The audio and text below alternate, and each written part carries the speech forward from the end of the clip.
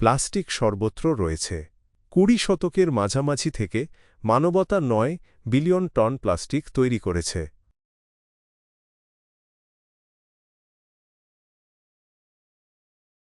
উপাদান যা জীবনকে সহজ করার জন্য তৈরি করা হয়েছিল, কিন্তু পরিবর্তে এটি প্রকৃতির জন্য একটি মারাত্মক ফাঁদ হয়ে উঠেছে এবং মানবতার জন্য এটি সুপ্রতিষ্ঠিত যে বেশিরভাগ প্লাস্টিক কখনই পুনর্ব্যবহৃত হয় না।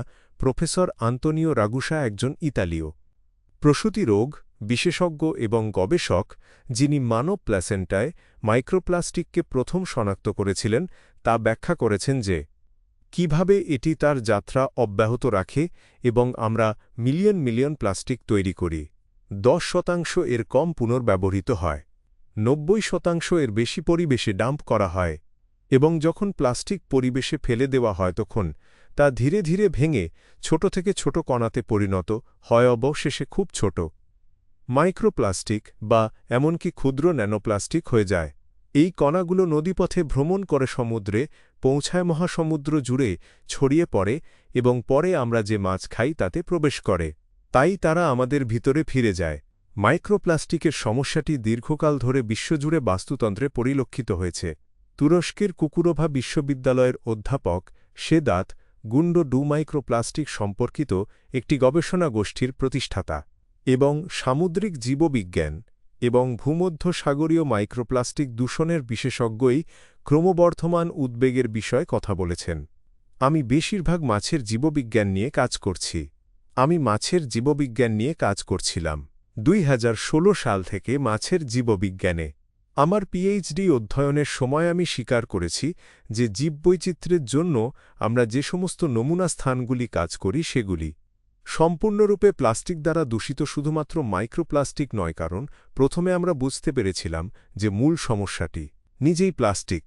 আজ আমরা মাইক্রোপ্লাস্টিক শব্দটি শুনতে অভ্যস্ত, কিন্তু একটি সময় ছিল যখন এই শব্দটি কেবল বিদ্যমান ছিল না।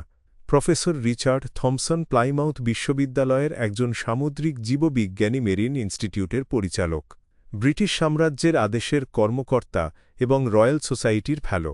তার কাজে তিনি প্রথম যিনি সামুদ্রিক পরিবেশে মাইক্রোস্কোপিক প্লাস্টিক কণা বর্ণনা করেন, গবেষণার সম্পূর্ণ নতুন ক্ষেত্রের ভিত্তি স্থাপন করেন। আমি যখন পড়াতে শুরু করি তখন আমি আমার কিছু ছাত্রের কাছে চ্যালেঞ্জ সেট করেছিলাম। তারা উপকূলে বেরিয়েছিল, তারা বালির নমুনা সংগ্রহ করেছিল এবং আমরা মাইক্রোস্কোপের নিচে তাদের দেখতে শুরু করি এবং একেবারে প্রথম নমুনা থেকে আমরা এমন টুকরো দেখতে পাচ্ছি যেগুলি বালির দানার মতো নয়, উজ্জ্বল রঙের টুকরো, লাল এবং নীল। এবং তখন তাদের পরিচয় নিশ্চিত করতে প্রায় এক ধরনের ফরেনসিক যাত্রা ছিল এবং আমরা নিশ্চিত করেছি যে তারা প্রকৃতপক্ষে প্লাস্টিক ছিল। আমরা দেখিয়েছি যে তারা যুক্তরাজ্যের চারপাশে বিভিন্ন আবাসস্থলপলি এবং জলের কলামে উপস্থিত ছিল। এবং মজার ব্যাপার হল ২০০৪ সালে সেই প্রথম পেপারে, এই বিষয়ে আমার প্রথম পেপারে আমরা মাইক্রোপ্লাস্টিক শব্দটি ব্যবহার করেছি এবং শব্দটি আগে সত্যিকারের মাইক্রোস্কোপিক টুকরাগুলির জন্য এই প্রসঙ্গে ব্যবহার করা হয়নি। সেখানে ছিল এবং আমরা আমাদের কাগজে সেগুলি উল্লেখ করেছি প্লাস্টিকের ছোট টুকরো নিয়ে কিছু গবেষণা আগে, তবে আমরা অন্য কারো চেয়ে ছোট হয়ে গিয়েছিলাম। আমরা এই জৈব উপলভ্যতা দেখিয়েছি। আমরা সময়ের সাথে সাথে বৃদ্ধির সাময়িক প্রবণতা দেখিয়েছি। সাগর হল প্লাস্টিক জমার প্রধান আধার। এটি ইতিমধ্যে ২০০ মিলিয়ন টনেরও বেশি প্লাস্টিক বর্জ্য ধারণ করে এবং এই পরিমাণ প্রতিদিন বাড়তে থাকে। এটা বোঝা গুরুত্বপূর্ণ যে প্লাস্টিক অদৃশ্য হয় না। সূর্যালোক তরঙ্গল, বনাক্ততা এবং যান্ত্রিক ঘর্ষণের প্রভাবে এটি মাইক্রোপ্লাস্টিক এবং ন্যানোপ্লাস্টিকগুলিতে ভেঙে যায়। মাইক্রোপ্লাস্টিক হল ৫ মিলিমিটারের চেয়ে ছোট প্লাস্টিকের কণা, যখন ন্যানোপ্লাস্টিক ১ মাইক্রোমিটারের চেয়ে ছোট, মানুষের চুলের চেয়ে প্রায় ১০০০ গুণ পাতলা। শুধুমাত্র সমুদ্রের পৃষ্ঠের স্তরেই প্রায় ৩৫০ ট্রিলিয়ন মাইক্রোপ্লাস্টিক কণা রয়েছে, তবে প্রকৃত সংখ্যা অনেক বেশি। বিজ্ঞানীরা অনুমান করেছেন যে প্রায় ৯০% ন্যানোপ্লাস্টিক কণা বর্তমান বিশ্লেষণাত্মক যন্ত্র দ্বারা শনাক্ত করা খুব ছোট, যেমন মহাসাগর এবং অন্যান্য সংস্থার পৃষ্ঠ থেকে জল বাষ্পীভূত হয়। জলের মাইক্রোপ্লাস্টিক কণা জলীয় বাষ্পের সাথে বায়ুমণ্ডলে উঠে আসে। জার্মানির Helmholtz centre for environmental research এর পরিবেশ বিশ্লেষক ডহার ডুশান ম্যাটারিক ন্যানোপ্লাস্টিক গবেষণায় নিবেদিত একটি গবেষণা দলের নেতৃত্ব দিচ্ছেন। ডাহ ম্যাটেরিক অস্ট্রিয়ার সানব্লিক অবজারভেটরিতে বায়ুমণ্ডলীয় ন্যানোপ্লাস্টিক তদন্ত করেন, যা ইউরোপের প্রাচীনতম উচ্চতা গবেষণা কেন্দ্র, এবং যে ন্যানোপ্লাস্টিকগুলি ইউভি আবহাওয়ার কারণে বড় ফাইবার থেকে টুকরো টুকরো হয়ে যায় শুধুমাত্র যান্ত্রিক শক্তির কারণে। সেই ন্যানোপ্লাস্টিকগুলি দীর্ঘ সময়ের জন্য বাতাসে থাকার জন্য অনেক বেশি শক্তিশালী, এবং এর মানে হল সমুদ্রপৃষ্ঠ থেকে 106 মিটার উপরে তোলা এবং এখানে আনা হয়েছে। তাই আমরা যা আবিষ্কার করেছি তা হল সমস্ত স্টেশন জুড়ে আমাদের ন্যানোপ্লাস্টিক রয়েছে এবং আমাদের গভীরতম সমুদ্রের পরিবেশেও ন্যানোপ্লাস্টিক রয়েছে, এবং আমাদের গভীরতম বিন্দুটি 5000 মিটারের নিচে।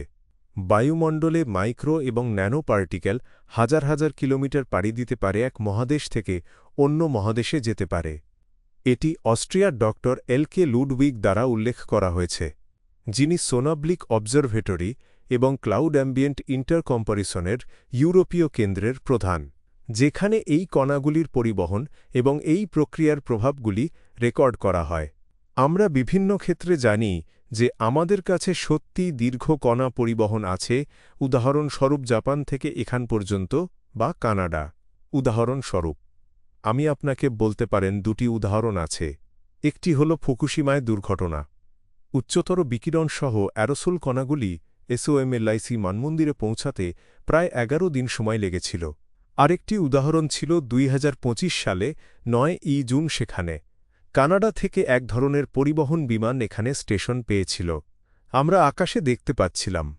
অবশ্যই আমরা আমাদের ডেটাতে এটি দেখতে পাচ্ছি যে আমাদের উচ্চ অ্যারোসল ঘনত্ব ছিল, কিন্তু সত্যিই চিত্তাকর্ষক মুহূর্ত ছিল, এবং সেই কারণেই এখানে জিনিসপত্র রাখাও গুরুত্বপূর্ণ। আমরা সত্যিই বাতাসে পোড়া গন্ধ পাচ্ছিলাম, এবং এটি সারা দিন ধরে চলে।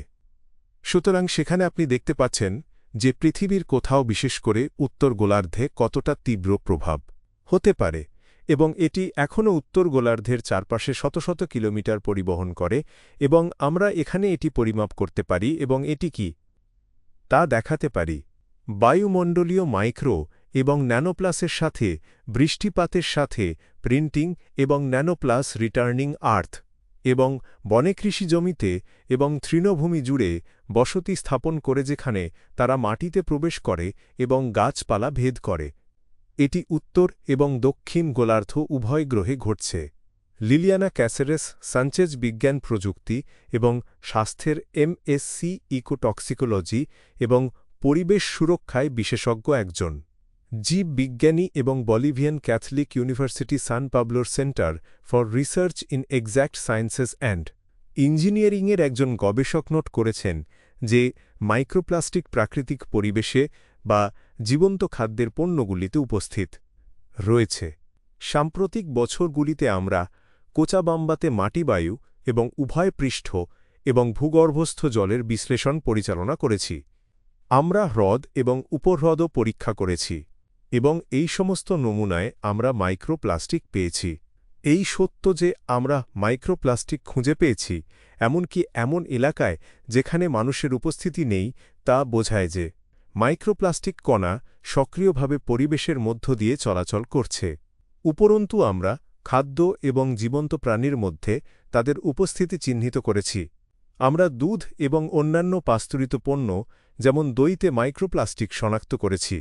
এগুলি বন্য প্রাণীদের মধ্যেও পাওয়া যায়, উদাহরণস্বরূপ টিটাকাজা জলের ব্যাঙ এবং অ্যাঙ্গোস্তুরা নামক কোচাবাম্বার কাছে একটি হ্রদ থেকে মাছে। এই ফলাফলগুলি নিশ্চিত করে যে মাইক্রোপ্লাস্টিকগুলি ইতিমধ্যে আমাদের খাদ্য শৃঙ্খল এবং পরিবেশগত শৃঙ্খলের অংশ হয়ে উঠেছে। মাইক্রোপ্লাস্টিক দূষণের কারণে বিশ্বের 3টি প্রধান খাদ্য, শস্যধান, গম এবং ভুট্টার 10টির মধ্যে একটি ফসল কাটার আগেই মারা যেতে পারে। উপরন্তু ক্যাটানিয়া বিশ্ববিদ্যালয়ের গবেষকরা উচ্চ ঘনত্ব খুঁজে পেয়েছেন আপেল, নাশপাতি, গাজর, আলু, লেটুস এবং ব্রকলিতে মাইক্রোপ্লাস্টিক কণা। সামগ্রিকভাবে আপেল এবং গাজরে সর্বোচ্চ মাত্রার দূষণ রয়েছে, এবং ফলমূলে সবজির চেয়ে বেশি প্লাস্টিকের কণা পাওয়া গেছে। বেশ কয়েকটি দেশে দুগ্ধ খামারগুলিতে খড় এবং অন্যান্য ধরনের গবাদি পশুর খাবারের নমুনায় মাইক্রোপ্লাস্টিক কণা পাওয়া গেছে। গরু এবং ভেড়ার দুধ, এবং মাংসের পাশাপাশি শূকরের ফুসফুসের টিস্যু এবং গৃহপালিত হাঁসের পেট ও অন্ত্রেও মাইক্রোপ্লাস্টিকের উপস্থিতি নিশ্চিত করা হয়েছে। এর মানে হল প্লাস্টিক এখন গবাদি পশুপালন থেকে অবিচ্ছেদ্য হয়ে উঠেছে। অস্ট্রেলিয়ার নিউক্যাসল ইউনিভার্সিটির বিজ্ঞানীরা অনুমান করেছেন যে গড়ে একজন মানুষ প্রতি বছর প্রায় 250 গ্রাম প্লাস্টিক খাবারের মাধ্যমে খায়, যার ওজন 50টি প্লাস্টিকের ব্যাগের সমান। তাছাড়া মানুষ মাইক্রো এবং ন্যানোপ্লাস্টিক শ্বাস নেয়। গবেষণা অনুসারে একজন প্রাপ্তবয়স্ক একটি বড় শহরে 2 ঘণ্টা হাঁটার সময় 106,000 মাইক্রোপ্লাস্টিক কণা শ্বাস নিতে পারে এবং জলাশয়ের কাছাকাছি এলাকায়ই সংখ্যা উল্লেখযোগ্যভাবে বৃদ্ধি পায়। আমরা প্রতিদিন মাইক্রো এবং ন্যানোপ্লাস্টিকের মুখোমুখি হই, যখন আমরা দাঁত ব্রাশ করি, গোসল করি, খাই, কাজ করি, হাঁটতে যাই, পোশাক পরিধান করি, গৃহস্থালির যন্ত্রপাতি ব্যবহার করি বা ওষুধ খাই, এবং যখন আমরা একটি কম্পিউটারে কাজ করি, পাবলিক ট্রান্সপোর্টে চলতে চলতে কফি পান করি, একটি সুপারমার্কেটে কেনাকাটা করি বা বাইরে আরাম করি। মাইক্রো এবং ন্যানোপ্লাস্টিক সর্বত্র থাকে এবং আমরা খুব কমই লক্ষ্য করি যে এই কণাগুলি আজ আমাদের দৈনন্দিন জীবনে কতটা গভীরভাবে এমবেড হয়ে গেছে। 3টি উপায় প্লাস্টিক শরীরে প্রবেশ করে: শ্বাস-প্রশ্বাসের মাধ্যমে, ত্বকের মাধ্যমে এবং খাবারের মাধ্যমে। এবং এরপর কি হবে? এটি রক্ত প্রবাহে প্রবেশ করে। মোটামুটি সম্প্রতি পর্যন্ত প্রায় 15 বছর আগে মানুষ প্লাস্টিককে জড় বলে মনে করত, এবং প্রকৃতপক্ষে আপনি যদি এই প্লাস্টিকের বড়িগুলি দেখেন, মাইক্রোপ্লাস্টিক নয় বরং আরও বড় ম্যাক্রোপ্লাস্টিক। এমনকি যদি আপনি সেগুলিকে জলে রাখেন, তবে তারা সেখানে চুপচাপ বসে থাকে।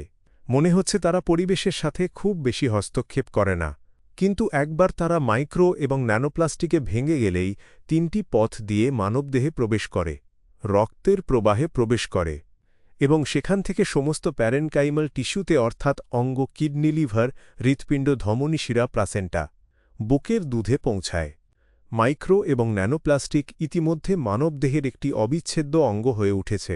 এগুলি অন্ত্রের টিস্যুতে, হৃৎপিণ্ডের পেশিগুলিতে এবং অন্তঃস্রাবী এবং প্রজনন অঙ্গগুলিতে জমা হয়, তাদের কার্যকারিতা ব্যাহত করে। মানুষের শরীরে এমন একটি জায়গা নেই যেখানে তারা প্রবেশ করতে পারে না। অধ্যয়নগুলি দেখায় যে ন্যানোপ্লাস্টিকের সর্বোচ্চ ঘনত্ব মানুষের মস্তিষ্কের টিস্যুতে সঠিকভাবে পাওয়া গেছে। অধ্যাপক লুকাস কেনার, একজন প্যাথোলজিস্ট, ক্যান্সার গবেষক, Christian Doppler Laboratory for Applied মেটাবোলোমিক্সের পরিচালক এবং মাইক্রোপ্লাস্টিক এবং স্বাস্থ্যের উপরের প্রভাব অধ্যয়নরত প্রকল্পের বৈজ্ঞানিক পরিচালক ব্যাখ্যা করেছেন যে কিভাবে মাইক্রো এবং ন্যানোপ্লাস্টিক কণাগুলি মাত্র কয়েক ঘণ্টার মধ্যে মস্তিষ্কের প্রতিরক্ষা ব্যবস্থাকে এড়াতে পারে। এবং আমরা জানতে পেরেছি যে কণাগুলি রক্তপ্রবাহে থাকে এবং কোলেস্টেরল অণু দিয়ে নিজেদেরকে ঢেকে রাখে। তারা সহজেই রক্তের মস্তিষ্কের বাধায় প্রবেশ করতে পারে, যা একটি অত্যন্ত কঠোর শরীরের বাধা, এবং মস্তিষ্ককে বিষাক্ত বাইরের বা এমনকি থেরাপিউটিক পদার্থ থেকে রক্ষা করে। তাই আপনি জানেন যে এটি মস্তিষ্কের জন্য কঠিন, কারণ মস্তিষ্কের টিউমারের জন্য ওষুধের চিকিৎসা করা কঠিন। কণাগুলি দ্রুত প্রবেশ করতে পারে কারণ তারা নিজেদেরকে অণু দিয়ে ঢেকে প্রবেশ করতে সাহায্য করবে। নিউ মেক্সিকো বিশ্ববিদ্যালয়ের বিজ্ঞানীরা খুঁজে পেয়েছেন যে মধ্যবয়সী ব্যক্তিদের মস্তিষ্কের টিস্যুতে প্রতি গ্রাম প্লাস্টিক রয়েছে প্রায় 4,900 মাইক্রোগ্রাম। এর মানে হল যে আজ মানুষের মস্তিষ্কের প্রায় 0.5% প্লাস্টিক দিয়ে গঠিত। সাধারণ গণনা দেখায় যে মানুষের মস্তিষ্কে গড়ে প্রায় 7 গ্রাম প্লাস্টিক থাকে, মোটামুটি একটি প্লাস্টিকের চা চামচের ওজন, এবং এই জাতীয় একটি চা চামচ ইতিমধ্যেই মানুষের মাথার ভিতরে রয়েছে। এটা সুপরিচিত যে মাইক্রো এবং ন্যানোপ্লাস্টিকগুলি বিপজ্জনক, কারণ এতে বিষাক্ত রাসায়নিক সংযোজন রয়েছে, যেমন ফ্থালেটস এবং বিসফিনলস। প্লাস্টিকের মধ্যে পাওয়া সবচেয়ে বিষাক্ত সংযোজনগুলির মাত্র 3টি রাসায়নিকের সাথে যুক্ত রোগের চিকিৎসার জন্য মানবতার বছরে $1.50 ট্রিলিয়ন খরচ হয়। কিন্তু এটি শুধুমাত্র আইসবার্গের টিপ, কারণ সামগ্রিকভাবে 16,000-এরও বেশি রাসায়নিক যৌগ বিভিন্ন ধরনের প্লাস্টিক উৎপাদনে ব্যবহৃত হয়। প্রতিটি মানুষের স্বাস্থ্যের জন্য নিজস্ব সম্ভাব্য ঝুঁকি বহন করে। তবুও আরেকটি কারণ রয়েছে, একটি অনেক বেশি বিপজ্জনক এবং এখনও ব্যাপকভাবে অবমূল্যায়ন করা